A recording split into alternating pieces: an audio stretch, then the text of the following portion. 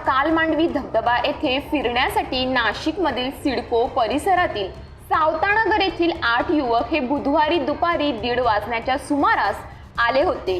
या ठिकाणी जाण्याचा रस्ता अतिशय जोखमीचा असून आजूबाजूला खोल दरी आणि पाण्याचे डोह आहेत। पाण्यात उतरताना खोलीचा अंदाज न आल्याने हर्षल जितेंद्र बागुल या 20 वर्षीय युवकाचा पाण्यात पडून मृत्यू झाला असल्याची माहिती जव्हार पोलीस ठाणे येथून देण्यात आली।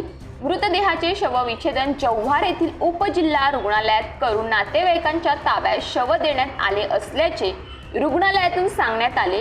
या घटनेमुळे जव्हार सगट नाशिक शहरात हळहळ व्यक्त केली जात आहे। तरुणांनी आपल्या आई वडिलांच्या भावनांचा विचार न करता अति धाडसीतून तरुणाचा जीव गेला, परंतु त्या तरुणाच्या मृत्यूनंतर त्याच्या परिवारावर काय संकट कोसळले असेल ही कल्पना करूनच अंगावर काटे येतात।